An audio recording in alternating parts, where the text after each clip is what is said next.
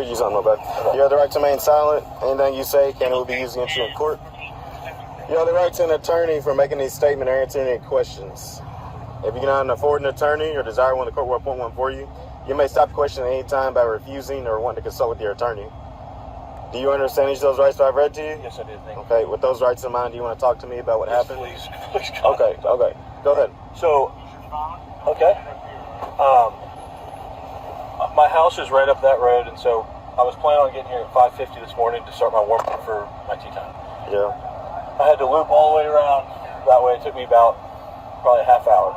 Okay. So I pulled in here. The police officer up there told me to come the opposite way with the traffic and then come in. And as I was pulling in, my window was down, and the officer told me to stop. And first of all, I did not know that he was a police officer. I thought he was one of the security guards that was mistaken. And as I was pulling by him, he grabbed my arm. Stop right there. Why does it matter if he's a security guard or a police officer? Because if somebody's telling you to stop. Yes, you're right. I should have stopped. I did get a little bit impatient because I'm quite late for my tea time. And as he was reaching in the car, he grabbed my shoulder and hit me. Like trying to get you to stop, right? Yes. Okay. It seemed to be a little bit over aggressive because the entrance was open. Okay.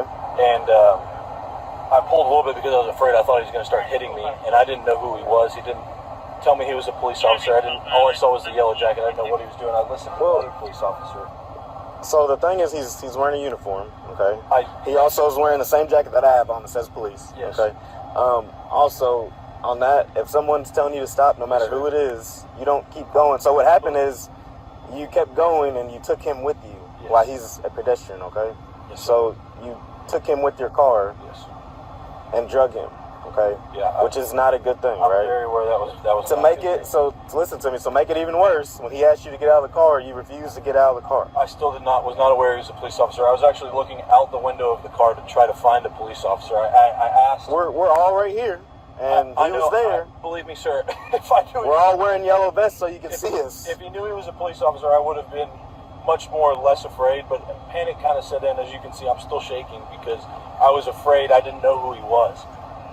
He didn't say, police, get out of the car. He just hit me with his flashlight and yelled, get out of the car. We're wearing a lot of police gear. That surely signifies that we're the police. Believe me, if I knew he was a police officer, I would have gotten out of the car. I don't know what to tell you other than I was a little bit panicked trying to get into the golf course, and now I don't know what to do. Let's go back to the first point, okay? No matter if you thought it was a police officer or not, why are we wearing yellow vests? Why do you think we're wearing yellow vests? So you can see us, right? Yes. So you can see us, and if somebody tells you to stop, if it's a traffic guard, security guard, anybody, that means you stop at that time and you don't keep going. Yes, sir. Okay, so stuff like this doesn't happen. Yes. Because you actually hurt him, and he's a police officer. Yes. He's got a huge scrape on his knee. He's getting checked by EMS, big bruise. So I don't know. But for you right now, the main question is if you're going to jail, and it's up to him.